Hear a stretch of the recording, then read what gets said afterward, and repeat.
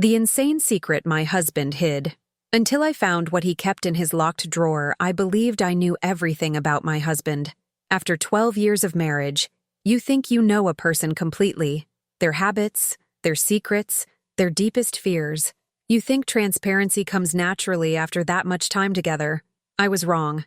The day I found the small brass key hidden behind his college textbooks on the top shelf of our study, I thought I'd simply stumbled onto where he kept important documents. Birth certificates, the car title, maybe some old love letters from before we met. I never imagined that key would unlock a drawer containing something so impossible, so utterly shocking, that it would make me question everything about the man I'd shared my life with for over a decade. And I definitely never imagined that the moment I finally opened that drawer, hands shaking, heart pounding, he would appear in the doorway behind me, silent, frozen, his face pale as death, hands literally gripping his head like a man watching his entire world collapse in real time. In that single moment, everything I thought I knew about Daniel Reed, about our marriage, about our entire life together, shattered into pieces I didn't know how to put back together. This is the story of what I found in that drawer, and more importantly, why my husband, the man I trusted more than anyone, had been hiding it from me for our entire marriage. But before we dive into this shocking story, if you're new to this channel, please hit that subscribe button and turn on notifications so you never miss these real-life revelations. And if this story resonates with you, please give it a thumbs up and share it with someone who needs to hear that sometimes the truth is stranger than any fiction we could imagine. Your support keeps these stories coming. Now, let's get into what happened that day. Part 1. The Perfect Husband. My name is Rebecca, and when I married Daniel Reed 12 years ago, I thought I'd won the lottery. He was everything I'd ever wanted. Kind, stable, successful, and completely devoted to me. We met when I was 26 and he was 28, both of us working at the same tech company in Seattle. I was in marketing. He was in software development. We literally met in the break room when we both reached for the same coffee cup, laughed about it, and ended up talking for an hour while our respective meetings waited. Daniel was handsome in an understated way. Average height, sandy brown hair, warm brown eyes behind black framed glasses, the kind of gentle face that made you immediately trust him. He had this calm, steady energy that balanced out my more anxious, high-strung personality. "You think too much," he'd tell me with a soft smile. "Not everything needs to be analyzed to death. Sometimes you just have to trust." And I did trust him. Completely. Daniel was the most trustworthy person I'd ever known. He never lied. Not even white lies about whether an outfit made me look fat, or whether he liked my mother's cooking. He kept every promise. He showed up when he said he would. He was dependable in a way that felt almost old-fashioned. Our marriage was good. Not movie perfect, but real and solid. We had our routines, Sunday morning pancakes, Thursday night date nights, annual vacations to places with good hiking. We talked about everything. Politics, philosophy, our fears and dreams. Or at least, I thought we talked about everything. Looking back now, I can see the small signs I ignored. The way Daniel was protective of his home office, always keeping the door closed. The way he'd tense slightly when I mentioned organizing his bookshelves or cleaning his desk. The way he changed his computer password 6 months ago without mentioning it, something he'd never done before. "Just work security protocol," he'd said when I asked why he couldn't share it anymore. "They're cracking down on password sharing." I'd accepted that explanation without question, because that's what you do when you trust someone completely. You accept their explanations. You give them the benefit of the doubt. You don't go looking for problems where there don't seem to be any. Our sex life was fine. Not passionate like the early years, but comfortable and regular. We still held hands while watching TV. Still kissed goodbye every morning. Still told each other "I love you" before bed. From the outside, we were the couple other people envied. Stable jobs, nice house in the suburbs, talking about maybe trying for kids in the next year or two. But underneath that perfect surface, Daniel was hiding something. Something he guarded so carefully that in 12 years of marriage I never suspected it existed, until that Tuesday afternoon when I decided to finally organize the study. Part 2. The Discovery. Daniel was away at a work conference in San Francisco. 3 days of tech talks and networking. which meant I had the house to myself. I'd planned to use the time productively, deep clean, organize, maybe finally tackle that study that had become a dumping ground for papers and books and random items we didn't know where else to put. I started with the bookshelves, pulling books out to dust behind them, reorganizing by category instead of the random chaos Daniel preferred. On the top shelf, behind a row of his old college computer science textbooks, my hand touched something small and metal. A key. I pulled it out, examined it. Brass, old-fashioned looking, small, the kind that might open a jewelry box or a desk drawer. It was tied with a piece of string to a small paper tag that simply said, "Do not lose," in Daniel's careful handwriting. That should have been my first warning. The all-caps urgency. The fact that it was hidden. But in the moment, I just thought it was typical Daniel, carefully labeling and preserving something important. I looked around the study trying to figure out what the key opened. We had a filing cabinet, but that had its own key on Daniel's key ring. The desk had drawers, but they'd never been locked as far as I knew. I walked over to the desk, a large oak piece Daniel had inherited from his grandfather. I'd never really examined it closely. It was Daniel's space, and I respected that. But now, looking at it, I noticed something I'd somehow never registered before. One of the lower drawers had a small keyhole. I'd always assumed it was decorative, a remnant from when such desks commonly had locked drawers. I'd never tried to open it because why would I? Daniel and I didn't keep secrets from each other, or so I thought. My hand was shaking slightly as I inserted the key. It turned smoothly, as if it had been used recently. The lock clicked open. For a moment, I hesitated. This felt like a violation of privacy. Daniel had never explicitly said I couldn't open this drawer, but he'd also never mentioned it existed. Never said, "Hey, I keep personal stuff in this locked drawer." The fact that it was locked at all felt significant. But curiosity won. I'd already found the key, already unlocked it. What was the harm in just looking? I pulled the drawer open, and my world stopped. Inside wasn't what I expected. Not documents or old letters or anything that made immediate sense. Instead, I found a women's wig. Long, blonde, expensive-looking. Professional quality makeup. High-end brands. Carefully organized in a small cosmetics case. Lingerie. Multiple sets.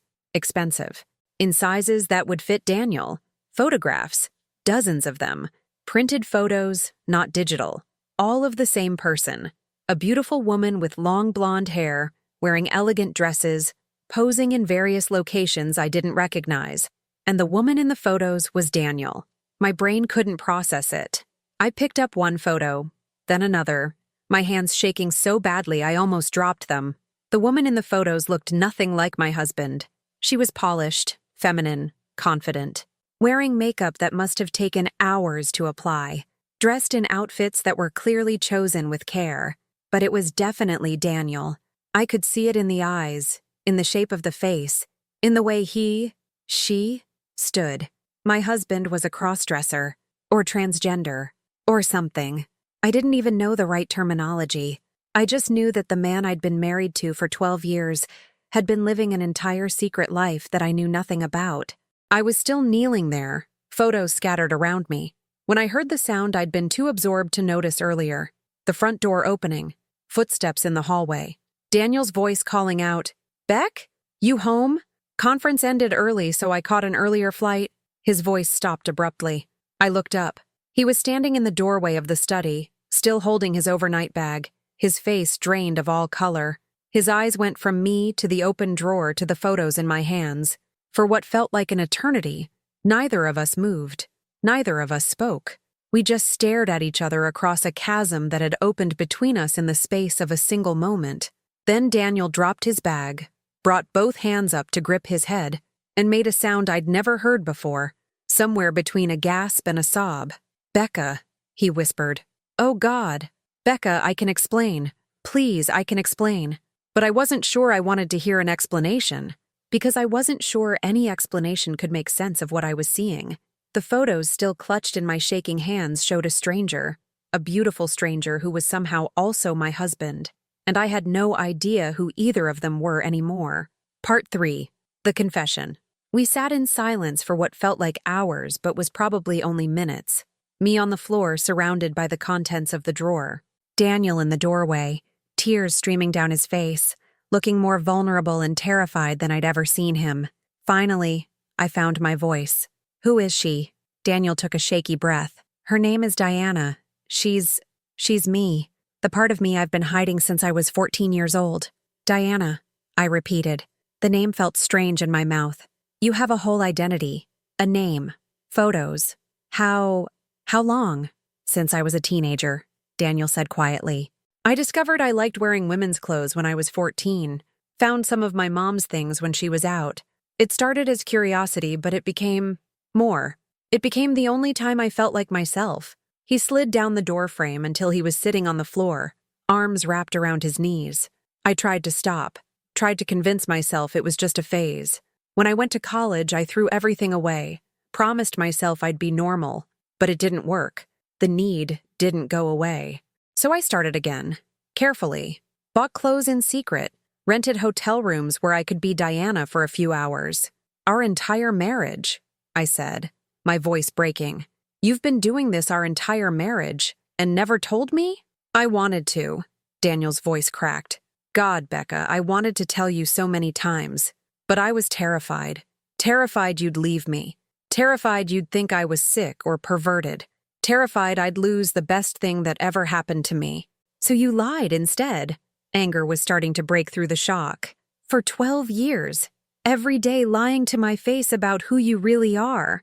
I didn't know how to tell you," Daniel said desperately. "On our first date, you said you wanted someone stable and normal.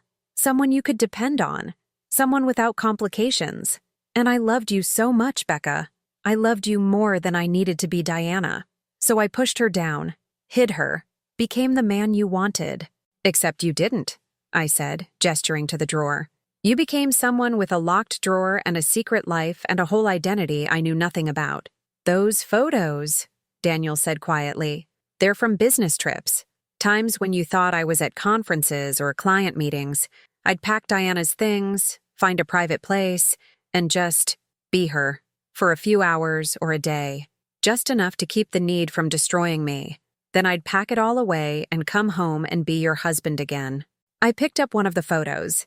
Daniel, Diana, wearing a blue dress, standing in what looked like a hotel room, smiling. Really smiling. Happy in a way I wasn't sure I'd ever seen on my husband's face. "You look happy," I heard myself say. "I am happy," Daniel said. "When I'm Diana, I feel complete in a way I never feel as Daniel.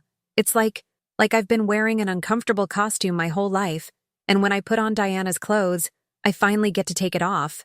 "Oh, so you're transgender?" I was trying to understand. "You want to transition? To be a woman full-time?" "I don't know," Daniel said, and the confusion in his voice sounded genuine. "I've been trying to figure that out for 20 years. Some days I think I'm just a crossdresser, a man who likes wearing women's clothes sometimes. Other days I think I might be non-binary or gender fluid.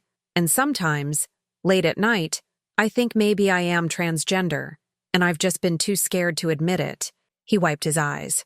"I've been seeing a therapist for 6 months. That's where the password change came from. I keep my therapy notes on my computer. I've been trying to understand myself, trying to figure out what I want, what I need." 6 months? I felt like I'd been slapped. "You've been in therapy for 6 months and never mentioned it?" "Because it's about this." Daniel gestured to the drawer. "About Diana. About figuring out who I am. And I wasn't ready to tell you yet. Wasn't ready to risk losing you." "So you just kept lying," I said bitterly. "Kept sneaking around. Kept being someone else every time you traveled. Kept your therapist and your secret identity and your locked drawer. And what was your plan, Daniel? Were you ever going to tell me? Or were you just going to live this double life forever?" "I was building up courage," Daniel said. "My therapist has been helping me figure out how to tell you. We were going to do it next month. I was going to sit you down and show you Diana and explain everything." "Well, congratulations," I said, my voice harsh. "You don't have to explain now. I found out the hard way." Daniel flinched like I'd hit him. "I'm sorry. Becca, I'm so sorry. I never wanted you to find out like this. I never wanted to hurt you, but you did hurt me." I stood up, photos still in my hands. "You hurt me by lying for 12 years, by making me think I knew you when I didn't, by building a life with me while hiding a fundamental part of yourself. Every time you came home from a business trip, every time you kissed me and said you loved me, you were hiding Diana. You were lying. I wasn't lying about loving you, Daniel said desperately. That was always true. Everything between us. The marriage, the partnership, the love, that was all real. Was it?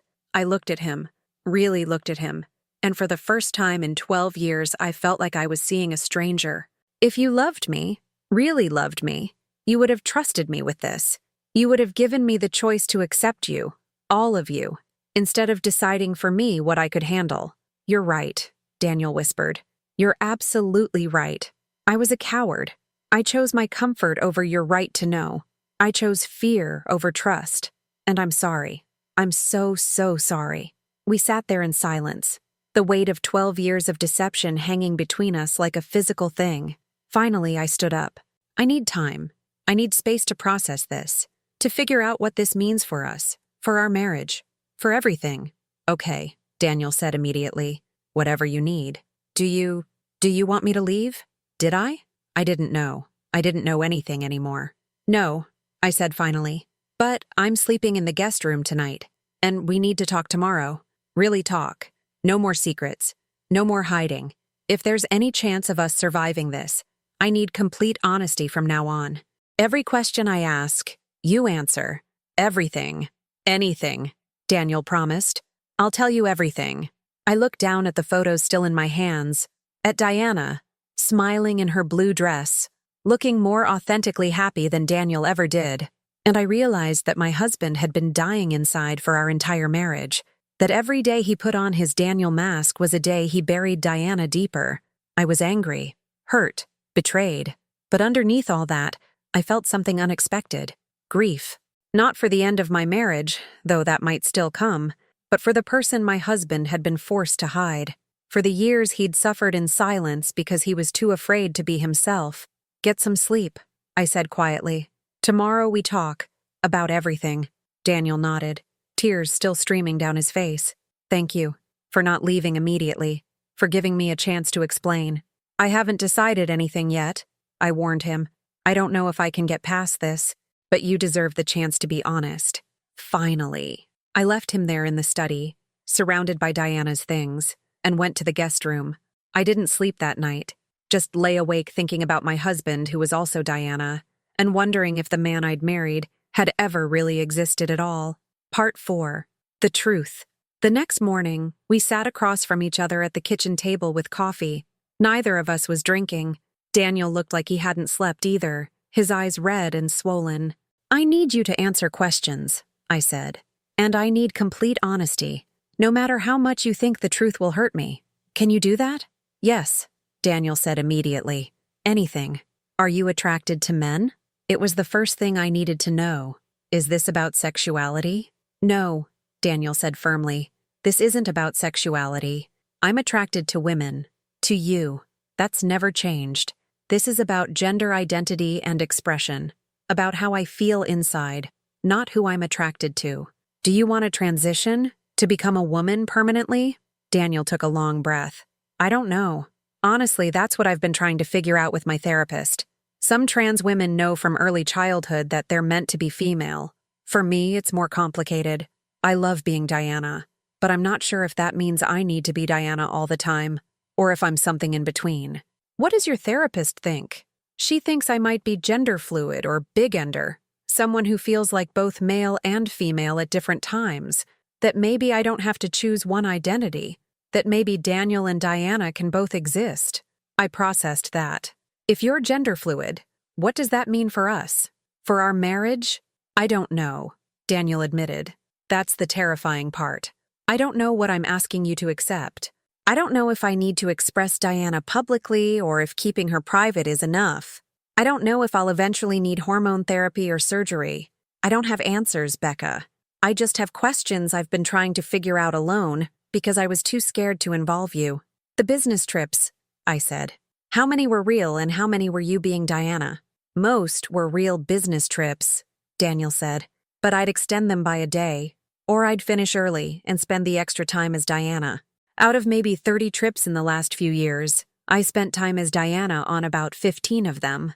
And you never felt guilty? Never thought about how I'd feel if I knew? I felt guilty every single time. Daniel's voice broke. But the guilt wasn't enough to stop me. The need was too strong. Being Diana wasn't just fun or indulgent. It was necessary, like breathing.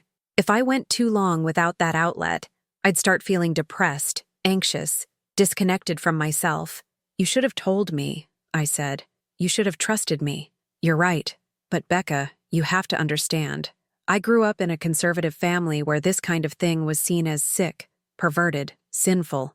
My dad once said he'd rather his son be dead than gay or trans. I learned early that this part of me had to be hidden, or I'd lose everything and everyone. I'm not your father, I said. I know. But that fear, that shame, it's been part of me for so long I don't know how to let it go. Even with someone who loves me. Maybe especially with someone who loves me. Because the stakes are so much higher. We sat in silence for a moment. Then I asked the question I'd been dreading. Is there anything else? Any other secrets? No, Daniel said firmly. This is it. This is the thing I've been hiding. Everything else about our life together, my job, my family, my past, all of that is real and honest. Diana is the only secret. Show me, I said suddenly. Show me Diana. The real Diana. Not just photos. Daniel's eyes widened. You want me to... If I'm going to decide whether I can accept this, I need to see it. Need to understand what it means. Photos are one thing, but I need to see you, her, in person. Daniel hesitated, then nodded slowly. Okay, give me an hour. He disappeared upstairs. I waited, my heart pounding, having no idea what to expect or how I'd react. When he came back down, I gasped. Because the person standing in our living room wasn't Daniel. It was Diana. And she was beautiful. The wig was perfectly styled. The makeup flawless. She wore a simple but elegant navy dress with heels. But more than the externals, there was something different about her entire presence. She stood differently, more open, more relaxed. She smiled differently, genuine and unguarded. Hi, she said quietly. Her voice was softer, more feminine, but recognizably my husband's. I'm Diana. I stared, taking in every detail. This wasn't a man playing dress-up. This was a person fully inhabiting themselves. This was my husband being authentic in a way I'd apparently never seen before. You do this well, I heard myself say. The makeup, the clothes, everything.